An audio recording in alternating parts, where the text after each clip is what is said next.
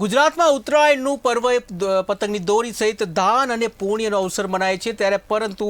સાબરકાંઠામાં આદિવાસી વિસ્તાર માટે ઉત્તરાયણ તે આગામી વર્ષનો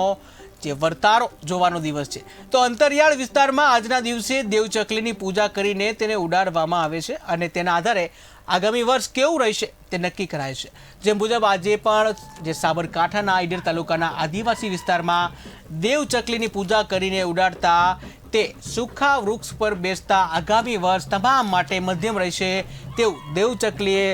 વર્તારો આપ્યો છે। ઈડર તાલુકાના જોડ કંપા જે ગામ છે એ ખાતે આદિવાસી સમાજ દ્વારા અનોખી રીતે ઉજવાય છે આ મકર સંક્રાંતિ, જેમાં આદિવાસીઓના પૂર્વજો દ્વારા વર્ષોથી ચાલી આવતી પરંપરા પ્રમાણે આજ રોજ જોડ કંપા અને આજુબાજુના વિસ્તારના લોકો સાથે મળીને ઉત્તરાયણની ઉજવણી કરે છે। આદિવાસી સમાજમાં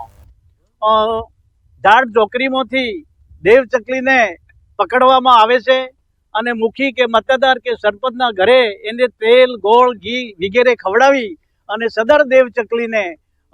ઉડાડવામાં આવે છે। જો દેવચકલી જમીન ઉપર કે સૂકા ઝાડ ઉપર બેસે તે વરસફળ મીડિયમ આપતું હોય છે અને લીલા ઝાડ ઉપર બેસે તો ઘી કેળાનો સમય આપતો હોય છે, વરસ ખૂબ સારું આપતું હોય છે। એટલે જ મારું કહેવું છે કે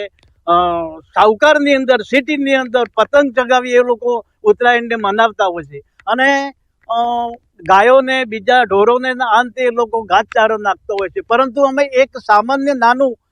પક્ષી કે જે એની કિંમત કશું નથી હોતી પરંતુ એના ખરેખર અમારા સમાજમાં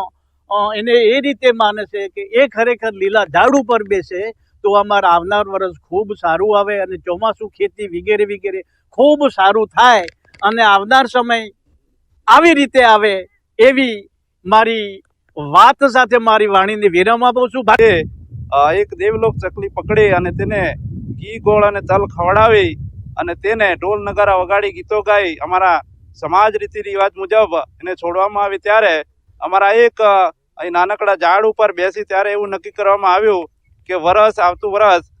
સારું અને મધ્યમ આવશે એવું નક્કી કરવામાં આવ્યું હતું। ઢોલ નગારા અને ગીતો ગાઈ અને તે એનો રીત પ્રમાણે ઉજવવામાં આવ્યો હતો।